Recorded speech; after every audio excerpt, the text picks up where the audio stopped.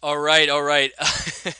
I am so bummed right now, but this is the price you pay for technology difficulties. But so I am going to be re-recording this session right now. We just actually finished our live session that was from 5 o'clock to 6:30, but it was interactive. It had a lot of questions people asked. I opened up the chat box from our go-to meeting, and we had um, a lot of the participants that were engaged and involved in the call. And there was like two or three times where the call recording got disconnected. So I am going to jump back on here right now. It's 6:30, and we just ended an hour and a half call. And I'm going back in here to record this because the full recording didn't record last time. So anyway, this will be a little bit quicker anyway, which is probably good for anybody who's watching this as a replay. And we're going to jump right back into it. Basically, we're at week number 5 here, and the topic of this one is ad-libbing is for amateurs. Be a professional and go pro. Learning what to say, how to say it, and getting polished at contacting and inviting people. So, what we went through is we went through a recap of week 4. We talked about phone disciplines and beliefs, the 5 characteristics of a high-performing associate. We went through some scripts, and we kind of laid out some of the homework. So that's really what we're going to go through here. A little overview on where we've come from so far. We went through already the root camp overview and expectations in week number 1. We did some time management and productivity information in week number 2. We taught people how to become a talent scout and recruit up versus sponsoring down. We're showing people how to conduct successful home meetings. Then we're talking about ad-libbing is for amateurs. Be a professional and go pro. That's really what tonight's about. So we got some big stuff coming up down the road. For example, like using third-party tools to validate and grow your business. This is going to be a really fun one. The PC3, a personal customer communication campaign. We're going to go through cold marketing, prospecting. What do you do after the names that are on your initial list? We're going to go through a get them started right. Communicate and train new associates. We're going to go through the art of promoting and the skill of tap rooting and the 5 core beliefs.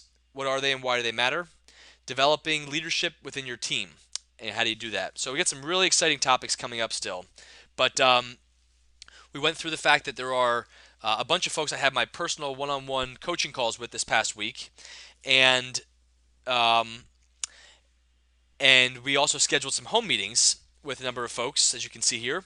And we were waiting to hear back from a number of other folks here to kind of get theirs on the docket. And there's a few other ones that are not listed on this sheet here that we'll talk about later on. So here we are. Okay, we're talking about Radio City. Actually, the tagline that we have for today's workshop is ad-libbing is for amateurs. And you've heard the saying that practice makes perfect, and it's not true. Perfect practice makes perfect. So we don't want to do things incorrectly and just do them over and over and over again, and we're developing bad behavior. So if we can do perfect practice, it makes perfect. So if you think about Radio City for a second, when the curtains open up and they're ready to go, okay, it's not as though they pulled 15 people off of the streets and said, go, go, go, go, go. That's just not how Radio City works. If that was the case, then people wouldn't spend, 50 to $800 per ticket, right, to go watch the beauty of what takes place on Broadway. So what happens instead then? Well, people will practice for hundreds and hundreds of hours before they even try out. And from there, once they get elected, if they do, the chances of it are so small, but if they do, then they practice for hundreds more hours in memorizing their script and their scenes and their moves and their this and their that, that when those curtains finally do open up, it comes across so nonchalantly, so amazingly, because there was so much preparation that went into it. And a lot of that is very similar to even growing a part-time business and not treating it like like it doesn't matter, as to what you're saying and how you're saying it, because it does. It really does. And one of the things that's really important to recognize is that on the left-hand side is a typical salesperson. And generally, they're going into the sales meeting with a certain mindset. The mindset is that this person should become at least a customer or associate. Now, it's one thing to have an expectancy of success going into a meeting where you just have a thought process that this is going to inure into something good. That's great. You want to have an expectancy, but you can't hinge the success in that meeting on whether it was a yes or a no. Because what's going on in your prospect's mind or your friend's mind or your family member's mind is, what is he or she trying to sell me? There's always something going on. There's an ulterior motive. There's something up here. And so if you don't ask people questions and you don't discuss what's important to them, then they're going to feel like they got hoodwinked, so to speak. So the irony is that most salespeople are going into this with a certain goal, and the goal is to have something done at the end of that meeting. And if that happens, it's a success. And you have the prospect coming in there whose goal, by the way, is to leave the meeting and not take any action. That's their goal, right? That's your goal as a consumer when you go into a sales environment, is to not buy something. People love to buy, but they hate to be sold. So if you ask people the right questions, they'll sell themselves into anything. So we're going to get right into talking about phone work and high-performing sales associates. Okay, so we talked a lot. Actually, we had a lot of interaction here on the go-to meeting itself about what people thought it meant to be a Veridian sales associate. Because that's an interesting question to ponder. And from there, we asked the question of, what do you associate with being a salesperson? Okay, some people had some negative things to say, and some people had some positive things to say. But really, your core belief about how you view sales is really interesting, actually. So we actually talked a lot more about that than I'm going to talk about in this recording. We talked about what sort of salesperson you want to be. And if you've ever been in a situation where it has not been a pleasant experience versus a situation where it's been a very pleasant experience, what separated those two, and then what kind of salesperson, quote unquote, do you want to be? We also talked about the fact that you are actually not selling anything. What you're doing is you are basically a business developer, and you're looking to build a multi-million-dollar organization. Okay, so it's a big difference there. And then we also talked about what drives the highest performing salespeople. What are their motives and how does it work? So ultimately, what we're doing is we're casting out our hook into the water and trying to see, of the people that are there, who has an expressed interest. And I'm going to tell you, it's not going to be everybody. There's going to be a group of excited people. There's going to be a group of unexcited people. There's going to be a lot of rude people. There's going to be a lot of nice people. So it's going to run the gamut. But at the end of the day, that's really all you're doing. Okay, and you're looking to build a team of people that's part of Veridian, which is then part of the world, and you're making a really positive difference. Okay, so the phone beliefs and disciplines. This is really, really important stuff here. If you're taking notes, I really want you to write down the first one here. Okay, attitude, body language, and authority. And a lot of this came from Danny Johnson's scripts books that we're going to be talking a lot about throughout this particular segment and also towards the end. But she talks about the fact that you can actually be commanding without being a dictator, and that you can actually be caring and not be arrogant at the same time, or you can actually be very confident and not be arrogant at the same time. And that you have to have the attitude that you're running a multi-million-dollar enterprise. Okay, and think about it. I mean, for less than $300, somebody can buy into this business. They get all the research and development. They get all the energy purchasers that are buying and trading energy all day, every day. You just bought a relationship with Elon Musk. You just bought Michael Falquist as your CEO and Meredith Burkich as your president and Cami Bamey, and you bought Joe O and myself and everybody else that's involved with this business.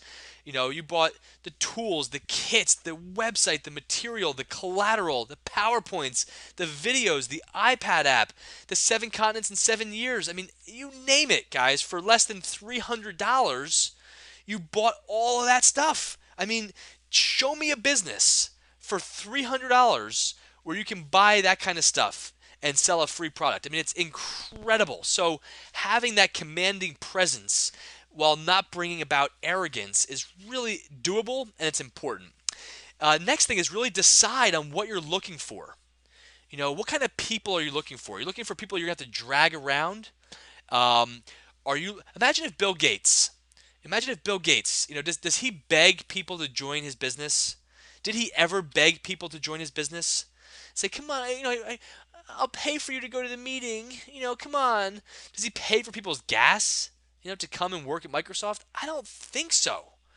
I don't think so. He's not begging people to come work there. Do you think Harvard is begging people to come to their school?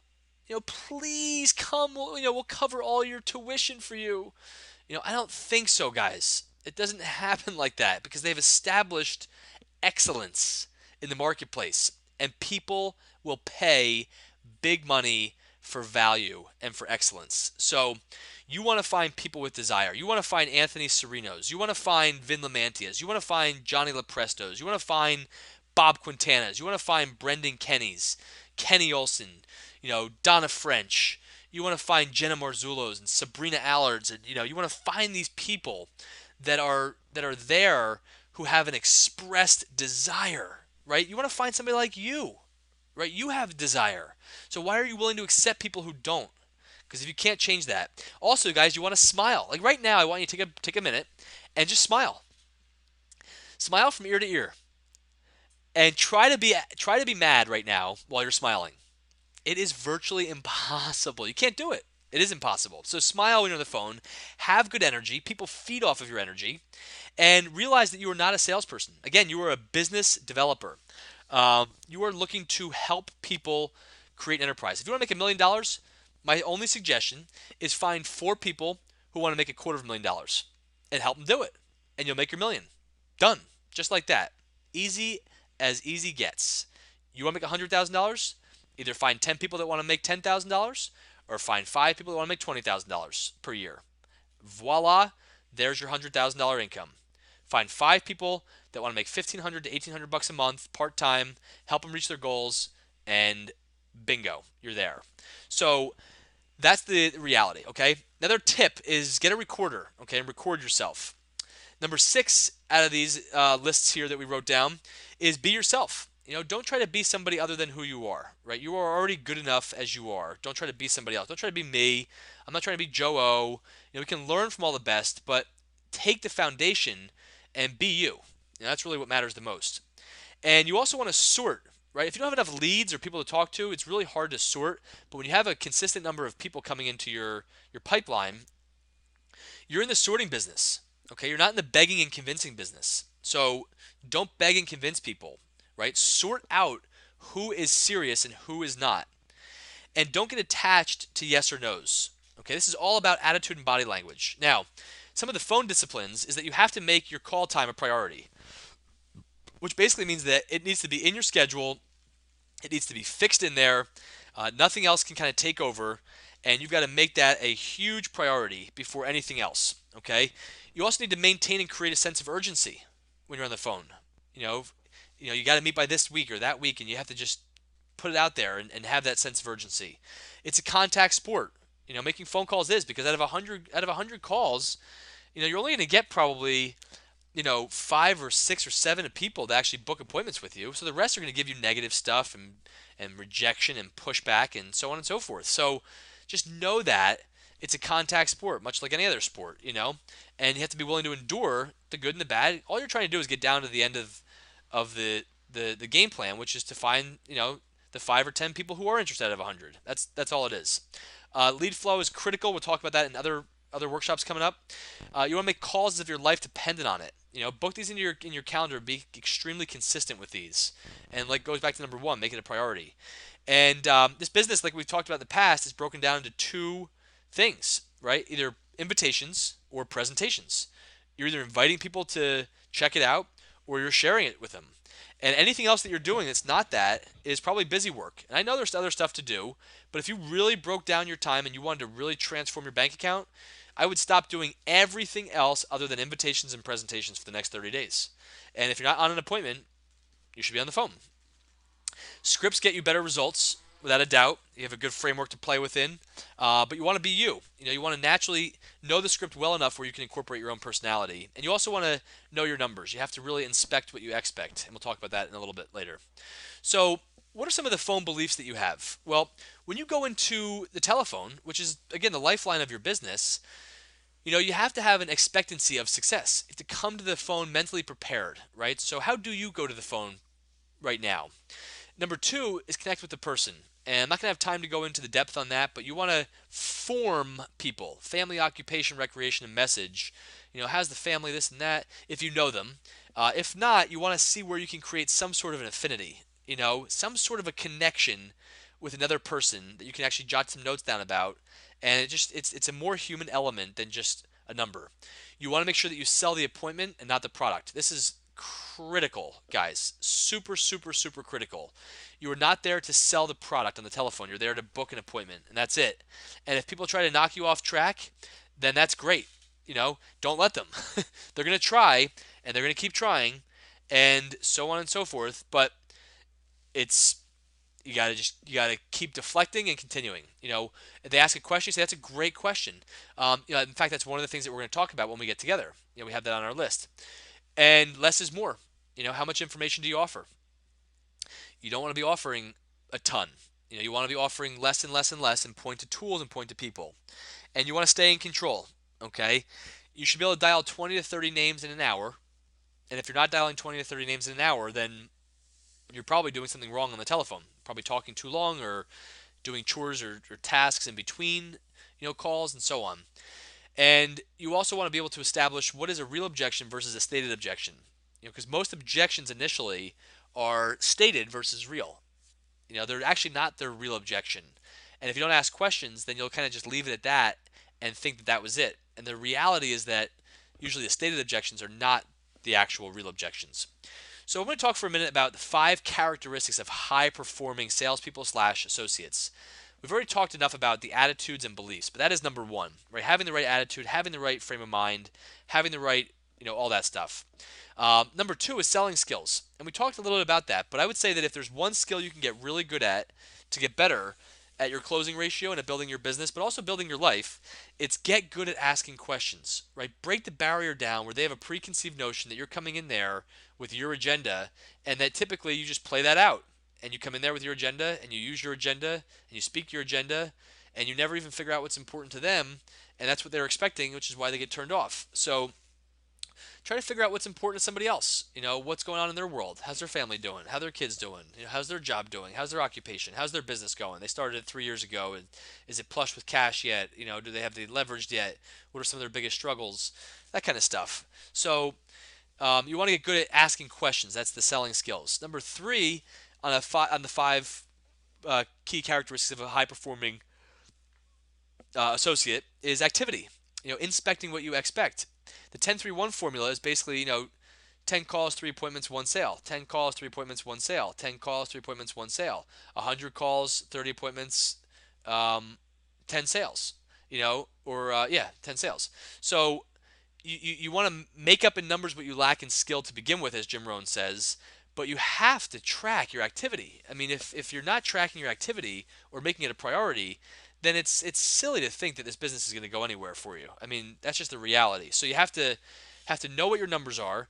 If you want to have X number of STPs, you have to have X number of phone calls. And if you want to have X number of phone calls, you have to block off X number of time. So you make the time, you make the calls, you have the appointments, you show the plan, your bank account increases. It's just the way that it goes. It's a pretty simple formula. Number 4 is you have to have knowledge, right? This is number 4 of the 5 characteristics of high-performing sales associates or associates in general. Knowledge of what? Well, knowledge of your industry, knowledge of the company, knowledge of products, knowledge of the team, knowledge of yourself. These are all really, really important things that are critical. Now, we've probably heard many times that you don't need to be an energy expert. Okay, let me clarify this for you for a second. This does not say you do not need to be knowledgeable at all about what you're involved with. Okay? It says that you don't need to be an energy expert, meaning that when you have tools and when you have other people that you can refer to, then that is what you want to leverage and utilize. So even if you know the answers, you don't necessarily have to be the one to tell them. You're going to have to be the one to tell them when you're doing 3-way calls and training your own team and so on, so you're going to have to. But what this basically means is that in order for you to have a good, strong posture, in order for you to have a good, strong posture on the phone or with a prospect, with an appointment, at a meeting, at a hotel, you're going to have knowledge about what you're involved with. The industry, the company, the products, the team, the self, everything. Now, it doesn't mean that you have to spew it on everybody, right? Or use it to convince every prospect that you know everything. That's the confusion. That's the difference. But you need to have knowledge in whatever it is that you're involved with so that you can actually have the internal confidence to be able to posture yourself in conversations the right way. Okay? So, and the fifth one is organizational skills. I want to introduce you to a friend. Okay? Her name is Jen. I don't really know her, but I found her picture. And the reality is that if you're not organized, then things seldom get done. So, we've done a lot of things to help create organization, create structure. Um, but maybe one of the things that would be helpful for you over the weekend or this coming week is to clean out your workspace, to purge stuff, to go through and just get rid of stuff and to file things away and to have some level of orderliness in your business. We've already established a pipeline prospect for you that I'm not going to go into great depth about in this call, but it's, again, yet another form of organization to help you guys stay on track and build your business. Okay, so let's get into the scripts here for a second.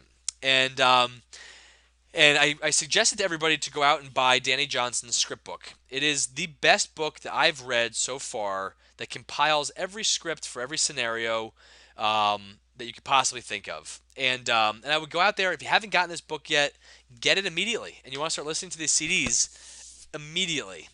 Um, and then role play, right? Find somebody on your team, okay? Even if it's a tape recorder with yourself to begin with, you want to be on there and doing some role plays, or get on the phone with somebody and block off a half an hour to an hour and just role play, guys, back and forth and back and forth. Why role playing? Well, in the top right hand corner here, it provides immediate feedback. It involves comparing and contrasting positions taken on an issue. It promotes a lifelong learning. It facilitates expressions of attitudes and feelings. It provides opportunities to speculate on uncertainties. It develops sympathetic understandings. It involves direct experiential learning. It involves applying knowledge to solving problems. It demonstrates a practical integration of knowledge, skills, and abilities. It involves manipulating knowledge in exciting ways, facilitates learning across many areas of curriculum content, and it helps make the abstract problems more concrete. Those are all the benefits of role playing. So I encourage you to get the script book, block off some time, and start role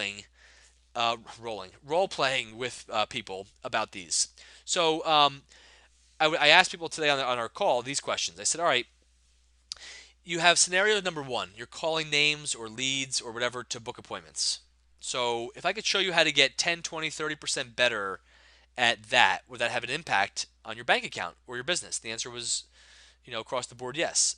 If I could show you how to handle objections better, when people come up with stuff like, I don't have time or I don't have money or whatever, would that help you grow your business better? Absolutely. If I were able to teach you how to do a three-way call really powerfully, would that help? I said, absolutely. If I were able to show you how to follow up and get closure with people through scripts, versus letting things kind of sit out there in limbo land, would that help? I said, oh my God, absolutely. If I were able to show you how to promote versus announcing events and you had more butts in the seat at events, would that help grow your bank account? The answers were yes to all of these. So, scenario number one, okay, is calling names or prospects or leads, people either you know or you don't know, and so on. Well, if you've ever had a friend that you've totally blown out of the water because you just were like on fire like a machine gunner and you just blasted everybody in sight and you wanted to kind of repair that, there's a script for that. What about somebody you haven't talked to in 10 years? Wouldn't you want to know how to talk to that person? How about people that you're terrified to talk to? Or how about after leaving a training seminar? What do you say? How do you say it? What's whatever? Or there's four different approaches to your warm market. Maybe you're looking for their opinion, or you're looking for a test, or you're looking for this, or for that. There's different approaches there. Maybe you're looking just to bring somebody to a live meeting or a presentation. Okay, that's great. Or maybe you're generating leads and you want to figure out how to call those people. Or maybe you're leaving a voice message and you want to script on what to say and how to say it. So this is exactly what Danny Johnson's book covers. For me to go through all these in detail right now would be irrelevant. Okay, and it would also be it would be not demonstrating good leadership because there's a whole book. It's a little tiny workbook that has all these scripts that are inside of it already. So scenario number two, how about handling objections? That's a big one, isn't it? How about these? Well, let me check with my spouse. Okay, you ever handle that one? How about, isn't that a pyramid or one of those pyramid things? How do you handle that? I don't like sales, or I don't have time, or I don't have the money, I can't afford it, or I need to wait 2 weeks for the money to come in, or I'm not interested, or I have to think about it. These are all objections that we get all the time, guys. Wouldn't you want to figure out a way as to how you can handle these objections and have a higher closing ratio? So that's exactly what Danny Johnson's book talks about. Things that you don't want to say on the left hand side: sell, get involved, marketing plan, levels, recruit, I, downline, upline, under me, meeting, would you be interested, are you making what you're worth, opportunity of a lifetime, network marketing, multi level marketing, and so on. Words that you do want to use is move product, market, get started, with our company, profit plan, positions, um, enroll, we, my, your, team, sales, marketing, whatever, company overview. Would you be willing to take a look at? Are you at least willing? Are you doing what you love to do? Are you doing what you want to do? I don't want you to miss out on a chance to dot dot dot. I work with a group of entrepreneurs. Okay, so these are words that you want to incorporate into your neuro-linguistic programming, as they speak. And we also talked about the three-way call. So what's interesting about the three-way call is that it's a big opportunity to really set the stage the right way. And I'm actually going to change some stuff about my three-way calls going forward. But you have you in the blue circle, you have your prospect down on the right-hand side, and you have the person that you're using for a third-party call over there on the left-hand side. Okay. So what you want to do is you want to introduce your prospect to the three-way person by really building them up. Say, I've worked with Michael for however long. I've worked with Joe, or if you haven't worked with them for a long time, you can basically say, that this person and that person is one of the top leaders in the company. They've built out a huge team. They've been a tremendous, tremendous resource to me in helping me, get involved with this business. A terrific coach, has become a great friend. Things like that. One of the best in the field. One of the top 10 in the company. And has traveled to Indonesia and Africa and Brazil and whatever, however you edify that person. You really, really want to build, for example, me up in front of them. And then you really want to build your prospect up in front of me. Michael, let me tell you about Pat. Pat is a real solid professional, somebody who I trust implicitly, that I worked with for years. Just a very quality person. Gets done what they say they're going to get done. Somebody I have a lot of respect for, appreciation, admiration. Anyway, you get the point. Is that now all of a sudden me and Pat are excited to talk, right? We are excited to talk. He or she's excited to talk to me. I'm very excited to learn more about them and ask them some questions. Now, here's one of the biggest changes that I'm going to be implementing into my business going forward. And this is the 5-question closure that really leads people down the path of closing themselves into the business.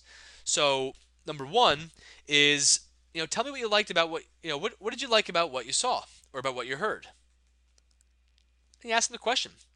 Now, they're either going to say something that they liked: residual income, the traveling, the green, building a team. They're going to say something. Or what do you do if they say, like, well, I didn't really like anything. I was just watching it for a friend. That's it. No, I don't have any questions. You're not looking for that person. You're not going to build an organization with that kind of person. You're not going to build a powerhouse team with that kind of person. So now, if they do give you some little insight as to what they liked, they're basically opening the door as to what they're going to close themselves on initially. If they like the money, great. Social, great. The cause, great. So whatever it was, I like the money. Great. You want to make a lot of money or a little bit of money? Would you want to make, would you want to make it fast or would you want to make it slow? Are you looking to supplement your income or are you looking to replace it? Okay, that's financial. What about if it's, I really like the environmental aspect? Great. Would you want to make a significant environmental impact or a small one? And they say whatever they say. Then you basically ask them, how come? And this is where they start selling themselves. Well, I want to supplement my income, and I'd like to make it sooner than not. How come? Well, you know what? I got my daughter, and she's going to camp soon, and it costs like $2,000 or $3,000, and I'd like to have that paid for, or whatever it is. They're going to sell themselves into it by you asking these questions. And then the last question is really the clincher. Given your current job or your current situation, how long will it take before you can, have that supplemental income to go on your family's dream vacation? How long will it take before you can have that kind of time freedom that you're looking for? How long will it take before you can this, that, whatever? And guys, 99.9% of the time, the answer is it'll never happen under their current situation or their current job. It just will never happen. So these questions you want to get really, really good at. What did you like about what you saw or heard? They have to have something. If they don't, walk away. Can you tell me more? Tell me more about that. You want to make a little or a lot and go through this process over and over and over again. This is how I'm going to handle a three-way call. And if the person's not engaged or not, showing signs of being a positive, upbeat person, next. So you want to follow up and get closure. The worst decision is indecision.